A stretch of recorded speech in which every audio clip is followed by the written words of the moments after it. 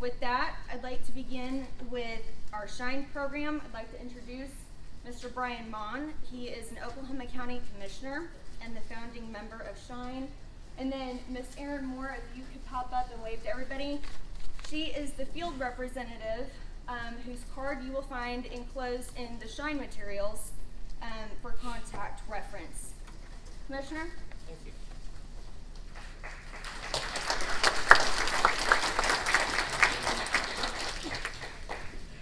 Okay, I'll be brief, but I just want to say we don't get to use the county highway funds for this program, so we have to either work on city contracts or come up with different funding from grants. But they're primarily, we use the Shine Foundation, who paid for your lunch today, and it's headed up by 7 volunteer citizens who receive no compensation, who just care this much about offering this to our community that they go out and commit raising this money annually. And we have our chairman, Jim Davenport, who really is the guy who bought your lunch today. So thank you, Jim, for being here and for doing this for us. I just wanted to say thanks to the judges, particularly Presiding Judge Ray Elliott, who's been a day one supporter of Shine and has worked with us on making this program available and start to introduce it through the courts. And obviously, Judge Palumbo, thank you for putting this together. Shine stands for Start Helping Impacted Neighborhoods Everywhere. That's sort of a long acronym, but it's just really comprehensively discussing what we do. So we work on cleaning up schools, parks, neighborhoods, some of the blighted areas around throughout the county. And it originally started when Bob Rabbits came to me and said, why don't we do a program to help combat graffiti, which was really, if you recall, becoming an emerging problem a decade or so ago. Well, past April, we turned 11 years old, and after we were out working on any one given stretch of fence or whatever that had been scarred up with some graffiti, if you have a few participants, you start stumbling over painting buckets and things like that. You just don't need that many for that project. So I asked if there's any prohibition in expanding this into schools, parks, and neighborhoods, and working throughout trying to help other community events. So everything, for instance, that takes place on public lands, which a lot of it is arts festivals, state fairgrounds, different youth expo, the different things along the Oklahoma River, all public lands, so we're permissible to be there. In the cases of graffiti and removal of red cedar trees, we can go on private property with the property owner's permission.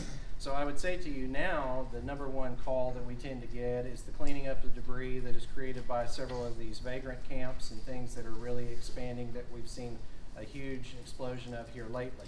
And so just for clarity, we always make sure if we approach one of those that we offer those individuals shelter. They can work with us. We have a great relationship with City Care and also Homeless Alliance. We try to place them. We try to get them connected with social services that we have under the county commissioners. We also ask them to take any of their belongings that they have that they want to keep, and if they ask us for a period of time to do that, we try to accommodate. But we're also charged with the contract that we have with Oklahoma City in particular to try to clean that up. So we work on some of those. We work on some of the things that are just generally found. Today, we were reported that the fence that runs mostly along I-40 as it leaves south of Oklahoma City into Del City, which is pretty well placated because it turns out to be a wind catch for all flying debris, whatever that turns out to be. And so the mayors of each of those towns have said, it's just a constant battle. So it won't be a project that we do every day, but occasionally we're just going to go out there and try to gather that up. So overall, just trying to enhance and beautify the entire community. Now, the judge had asked for me to explain some of the frequently misconstrued things. One is that I don't have transportation, so how can I get there? Well, we provide a county van that picks you up at McDonald's every morning at Western and Sheridan at 7 a.m. Monday through Friday, on Saturday and Sunday at 8 a.m. We have a 30-minute lunch during Monday through Friday, and on the weekends, it's an hour lunch. And so we have a van that can pick you up there and drop you back there. Why McDonald's on Western and Sheridan? Because that's where all the bus lines wind up by that time. So if you can connect to a city bus throughout the city, you should be able to get there on time. We make sure we wait until the last bus on the route comes through, so in the event that the buses should be running late, that won't have cost your client maybe a chance to get on. We also have our cell phones provided through the court services packet that are there. They are always welcome to call the Shine Crew supervisor, find out where they are, and they're able to join in progress. Now, we do require that they work at least 4 hours so that it's not just a complete revolving door, but we rarely start the day with who we end the day with. And that is so, it's designed so that they can be set up for success. They can drop their kids off for school, they can go work part of the day, they can do whatever, and if they need to peel off at some other point. Now, we don't bring the county van back to McDonald's though until the end of the day. So if they need a ride to split off at some point during the day, they can Uber or taxi or get a relative or friend to come by and pick them up. But we also have a cell phone on us, and so if in the event they don't have a cell phone, they can use our cell phone to make a call, or to have the person picking them up call us to find out specifically where we're at in the event that's hard to do. The power of what one individual can do is pretty amazing. Some days we only have 1 or 2 show up. We're only able to do with who we have come and join us that day. But one lady a couple of days back that the judge and some of the other colleagues on the bench came by to see, and within by 11 a.m. she alone had filled up an entire 20-foot trailer. On average, we carry off enough trash to fill up 3 rollaway dumpsters a day. That's about how much we're collecting off of different spaces throughout the county. We were a big help to those that were displaced with the limbs all over the place from the recent October ice storm, and a few more fell as the more ice gathered in the 3 subsequent storms that didn't shake loose the first time. So that was a real reoccurring problem. The cities had already made their paths, but constituents were still buried underneath some rubble. We have in the past, it's thankfully been a while since we've had a tornado in the county, but when we did, they were a great asset to helping people go out there and pick up, because county commissioners are responsible for clearing out some of the debris, making roadways passable and stuff again, and that's a real scientific approach. It's bend over, pick up the shingle, and put it in the trailer, over and over and over. There's not really a machine that goes and does that. So Public Works employees are out there, Citizen Good Samaritans are out there, and Shine workers were a big, big help in helping in those natural disasters in the past. And lastly, I think the important thing is that we see so many times a transformational experience occur within, as the judge mentioned. They'll actually take some pride in what we do. It doesn't happen all the time, but on occasion we do have some that say, I want to finish this out, I want to see it through. I recently had a lady who was a social media influencer who was sentenced to us. So not somebody that you run across just every day, and I approached her the next day and said, why are you here? You finished your time yesterday. And she said, well, because this was just really awful.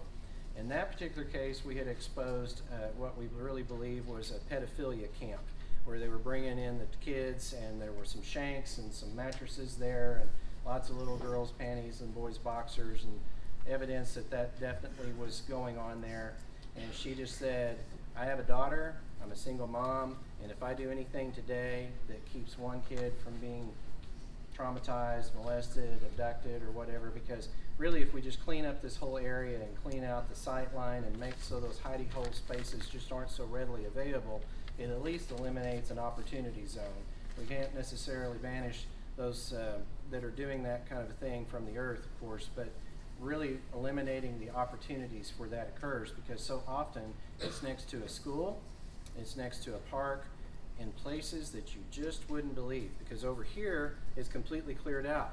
But right up here where we have these nice pretty trees that got some underbrush and maybe some other things put up around it that provide nice wind blocks or other site visibility issues, then they can just be right there.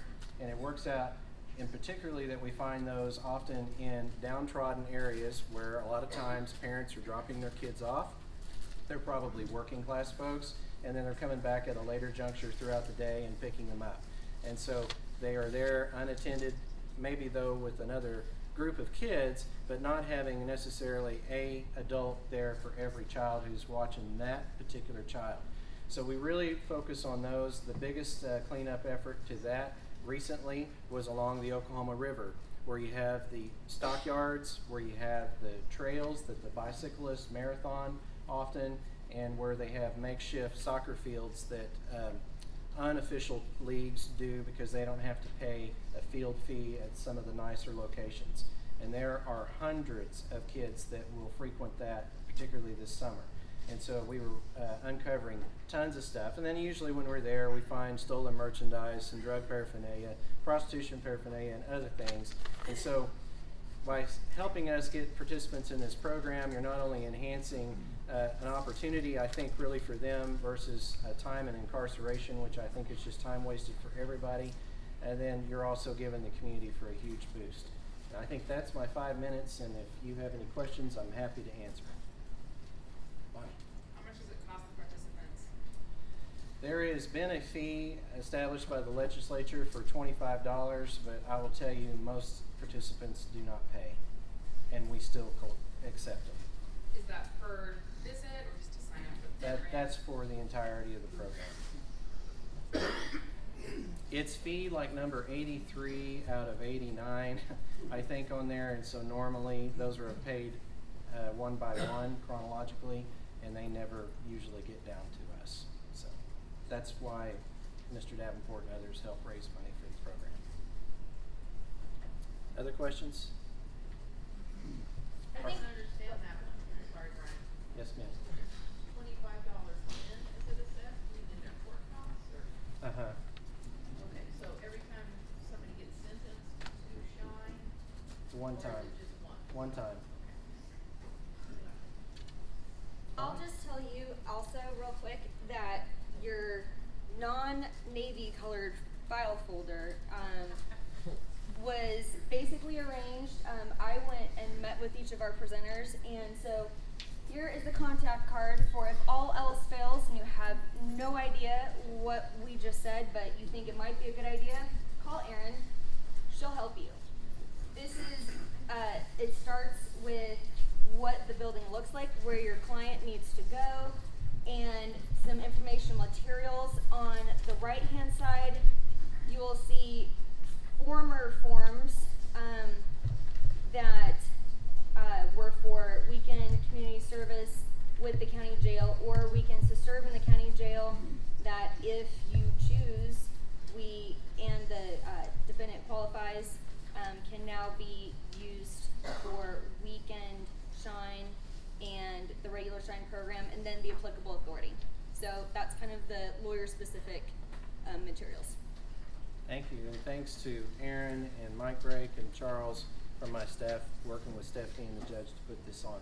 Yes, sir. Do the participants have to be sentenced to Shine, or can it be done as a pre-sentence mitigation effort? Or, I mean, could it only happen after sentencing, or is it able to happen before?